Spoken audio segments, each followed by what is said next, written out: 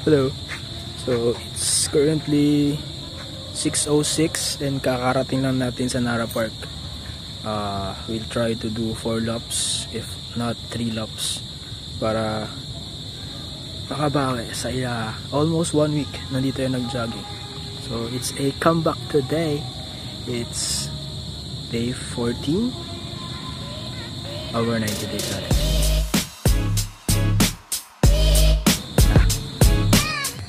Okay, so second lap tayo and ganito nakadilim. It's currently 6:18. Yeah. So ayun. Okay, third lap tayo, third lap.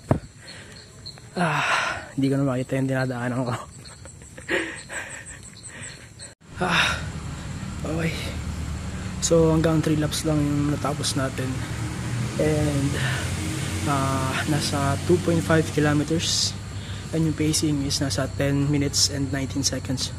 So mas mababa siya compared dun sa naging progress na natin nung nakaraan. Syempre kasi nga natigil tayo na halos isang linggo. So yun, sakit na naman ng pao. Mapapahinga lang tayo saglit and time to go home. Congrats, bumalik ka. And sana ulit bumalik ka. Sana ulit. Kahit na may work, kahit na umulan pa, kanina paalis ka na dapat para mag-jogging, you waited and you performed your night run. Kahit madilim, ginawa mo. So I'm proud of you. Mas mapaproud ako pag tinuloy-tuloy mo ulit to.